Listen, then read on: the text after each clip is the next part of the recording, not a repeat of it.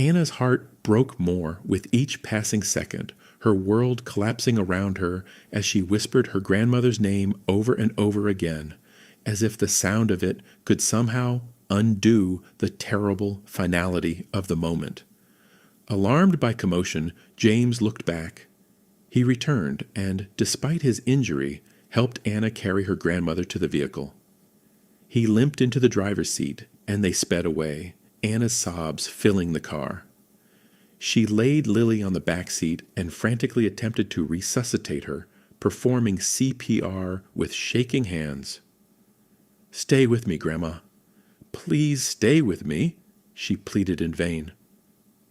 James, behind the steering wheel, drove like a madman. His eyes were constantly darting between the road ahead and the tragedy unfolding in the rearview mirror.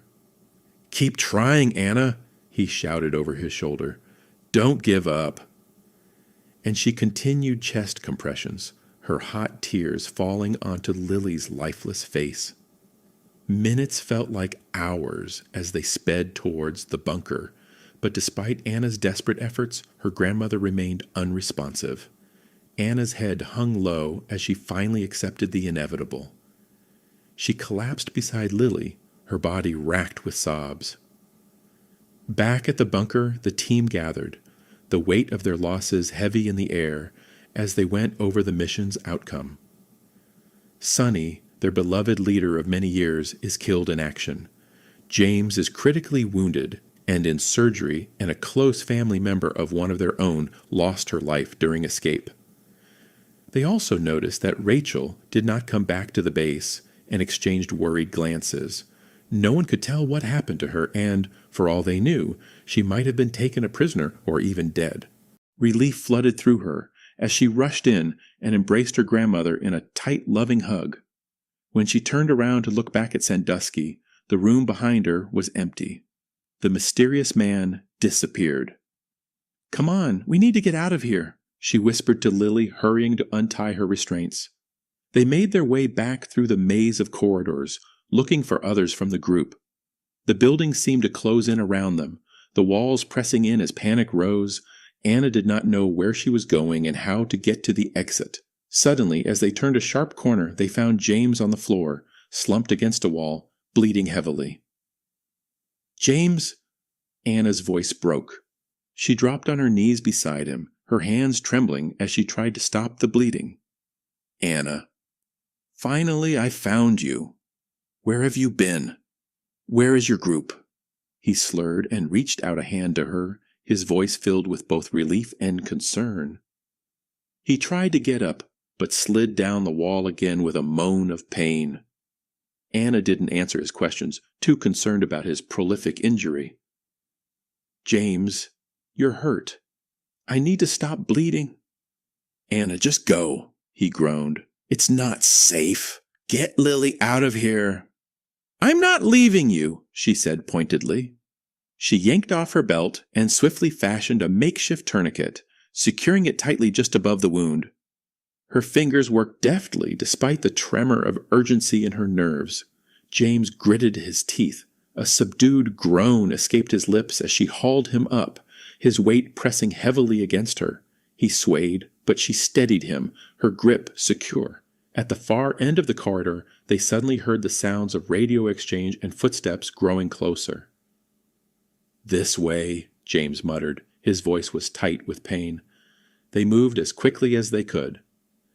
James seemed to have an innate understanding of buildings' layout and led them with confidence in this convoluted tangle of floors, rooms, and passageways.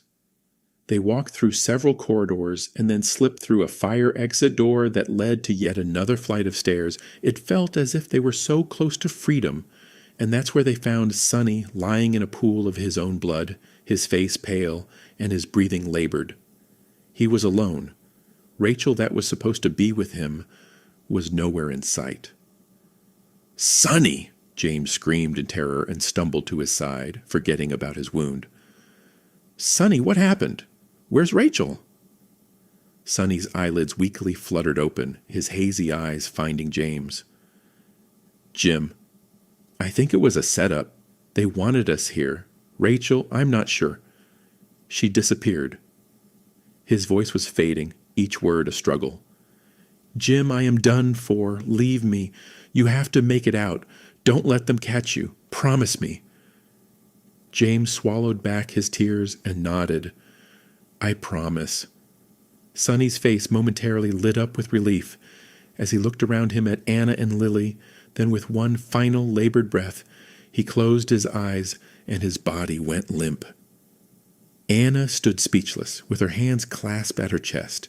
She felt tears started to stream down her face. But there was no time to grieve. They had to move. As they finally burst through the back doors onto the street, the freezing night wind hit them, a reinvigorating contrast to the stale, dusty air inside the building they just left. For a second, Anna paused and allowed herself to breathe, her lungs gratefully expanding, taking in the fresh air in big gulps. It helped her to clear her mind a bit as they rushed toward their vehicle, but the relief was short-lived. Lily, who was trailing slightly behind them, stopped abruptly, her pace faltering as she lost her footing and stumbled forward, but she managed to keep her balance, although her face was etched with sudden pain. Anna turned just in time to see her grandmother's hand fly to her chest, her fingers pressing at the center. "Anna!" Lily gasped. "My heart!" Anna's stomach dropped. Panic surged as she darted to her grandmother's side, her eyes wide with terror. "Grandma, are you okay?" Lily was breathing in ragged bursts, her chest heaving unevenly, as if she were struggling to take in the oxygen that somehow refused to come. She staggered harder, clutching her chest harder now, her knuckles pale from the pressure, color drained from her face completely. "Granny, just hold on, please," Anna cried out in shaky voice as she reached out, trying to steady her. But Lily's rolled back, her knees buckled, and her body crumpled in a lifeless heap on the murky ground, lightly dusted with grayish snow. For a second, Anna remained frozen, her mind refusing to accept what was happening. The horror rolled over her in surges, each one more unsettling than the last. Tears blurred her vision as she picked up and held Lily closer, rocking her gently as if the motion alone could bring her back. Hysteria gripped her, sobs tearing from her throat as she cradled her grandmother's lifeless body, the warmth fading from Lily's skin far too quickly. Anna poised her gun and took aim right at the center of his forehead, but the man merely rolled his eyes, unfazed. "There's no need for these dramatic gestures. If I wanted you dead, you'd already be, and you have all the reasons to have me alive." "Who are you? Where's my grandma?" Anna demanded crisply, her voice hoarse with fear and anger. He pursed his lips in a mock concern and clasped his hands together. "Safe, for now. But that depends on you." There was something so vile in all of his gestures, so unnerving, that it left her momentarily stupefied. Anna told herself to get it together. She knew this was a trap, but she had no choice. She had to play her role. "Why are you here? What do you want?" The man let out an exasperated sigh and spread his arms wide as if in surrender. Whoa, take it easy. All these questions, G. Let me first introduce myself properly. I am Alexander Sandusky, head of operations for the Consortium. It's a pleasure to finally meet you, Miss Thompson. He moved closer and extended his hand, but Anna ignored it, her eyes narrowing with disdain. Sandusky retrieved his welcome and continued, unfazed. I must say, your involvement with the Resistance is quite fascinating. How are things going with your new friends? Have you learned much from them? Anna stayed silent. Her eyes remained locked on the man in front of her. She never lowered her gun. Sandusky's expression soured. Oh, come now. So quiet. Surely you've gathered some interesting tidbits about myself or my enterprise. What did these pathetic fools tell you about us? Anna winced at the words, pathetic fools. She took a deep breath, trying to remain calm and composed. I've learned enough to know that you, sir, and your enterprise must be eliminated, she retorted in a steady voice, and lifted her chin in defiance. Eliminated? Sandusky's eyebrow arched. How fascinating, entertaining, and unrealistic. Anna considered her next words. She knew she had to be careful. You're wrong. We will prevail, she objected firmly. Your methods are cruel, dangerous, and out of control. Sandusky's expression darkened slightly, but the mocking amusement never left his face. Dangerous? Absolutely. But we're also very pragmatic. We know what we want, and we see potential in people. People like you, Anna, with talent, skill, abilities. These are qualities we value. I saw from your file you're a very prominent champion in firearms handling. We could use your skills and teach you to be more resolute and effective in your missions. Anna's stomach churned. She understood his dirty hint. I'd never join you. Sandusky shrugged his wide shoulders. That's what they all say at first. But think about it, Anna. The world is changing. The Consortium will control the future, resist, and you'll be left behind. No one wants to be on the loser's side. She shook her head, her resolve hardening. You're the ones who will be losers, and once again, I will not join you.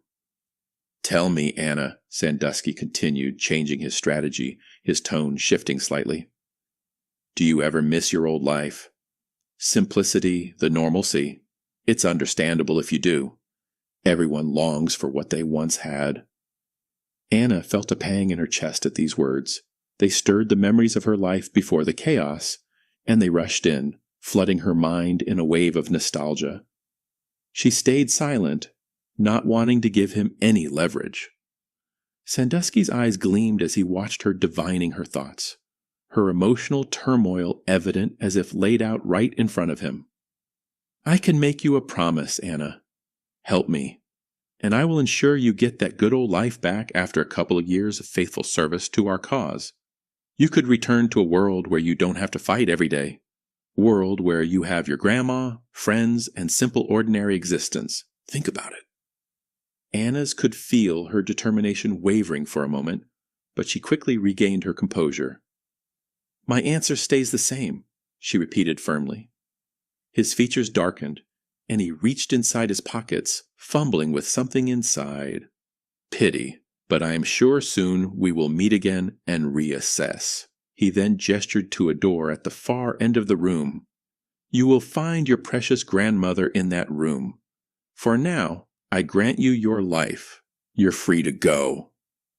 Anna stared at him, disbelief and suspicion warring within her. You'll let me go just like that?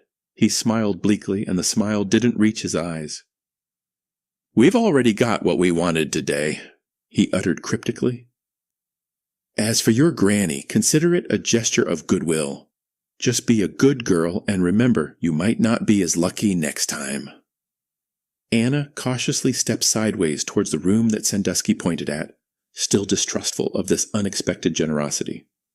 She was prepared to find something horrible or even deadly behind the door, but upon opening it, she found Lily, very frightened, but thankfully unharmed. Chapter 10. The Trap.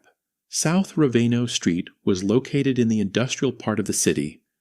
It was a labyrinth of concrete and steel, its rigid structures standing bleak beneath a brooding, cloud-laden sky.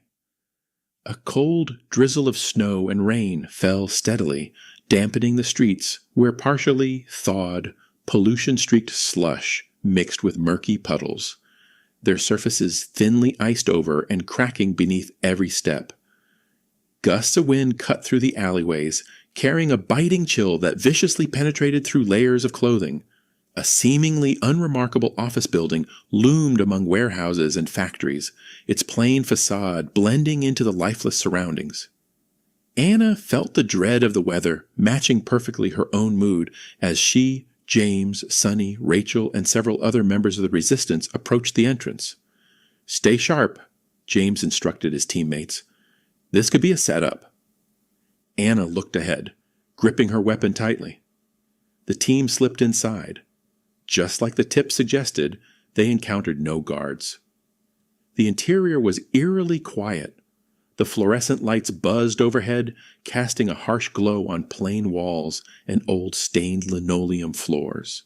The silence was occasionally punctuated by the grind of machinery working somewhere outside. "We split up," Sonny issued command. "Anna, you take the east wing with Marco and Elena. James, the west with Lila and Tom. Rachel, you're with me in the central area. Radio in if you find anything or anyone." Anna's breath quickened as she, Marco, and Elena moved through the narrow hallways, each step faintly echoing off the walls. The building seemed endless, each corridor identical to the last. They knew Lily was in here, but where exactly? The stillness was unnerving, every creak of the floorboards and distant clang of metal setting them on edge. They continued to navigate through the building, their senses on high alert, fingers poised on the triggers, ready for everything. When at last they reached an open lobby, an unexpected gunfire suddenly erupted in a deafening wave from the promenade above them, the sharp cracks echoing through the halls, ripping shreds in the spotless beige walls. Then not even a minute later an unbearable screech reverberated from all of their earpieces, making the members of the group cry out in pain. All as one they threw earpieces on the floor. "Someone intercepted our channel! These things are useless now! Take cover!" Marco shouted over the gunfire, with a look of frustration on his face as he looked at the discarded earpiece. They hid behind a nearby reception counter. The exchange of fire was intense. Bullets continued ricocheting off the walls, floor, and reception stand, which was gradually giving in under seemingly ceaseless fire. "We need to split up," screamed Elena. "Meeting point is our drive behind the building. I hope we will all make it there once the mission is accomplished. Good luck, guys." With these words, all three glanced at each other, nodded, and ran in different directions, ducking behind columns, filing cabinets, and faux potted plants. Returning fire at every opportunity. Anna slipped into a side hallway and steadied herself. The sounds of the firefight grew distant and then ceased completely as she moved deeper into the building. She was opening every door she encountered on her way, hoping to see her grandmother behind one of them. Turning a corner, she found herself in front of a door that looked very different from others. It was a metal sliding door with no apparent handles or locking mechanism. Anna looked around, searching for some means to pry the entry, but the door all of a sudden swung open on its own. The woman hesitated for a minute and cautiously stepped inside, gun trained right in front of her. The room was dimly lit. The only source of light was a single dusty bulb dangling limply overhead on a long, frayed wire. A man stood in the center, his back to the newcomer. He was tall and lean with broad shoulders. He was dressed in a well-tailored dark gray suit with trendy white pinstripes. His hair was dark, slicked back, and his posture exuded confidence and authority. As he turned, Anna's breath caught. His eyes were staring her down in a piercing, icy, and calculating unblinking gaze that reminded Anna of shark's eyes, immediately making the woman feel uneasy as it seemed to see right through her. His face was flat, with traces of past acne and a strong square jawline. His expression bore a sinister edge to it and a sly smirk that hinted at some dangerous and unsettling workings unraveling in his mind, curved his thin, pale lips. "Ah, Anna," he purred, voice smooth and deceivingly welcoming. His tone felt to her extremely out of place, not matching the situation. "We've been expecting you."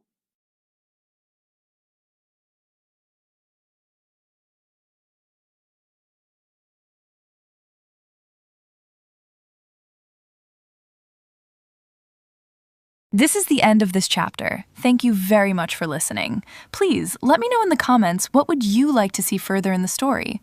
What do you think of the characters? What was the most interesting thing for you about this part of the story? I would love to hear your opinion and feedback.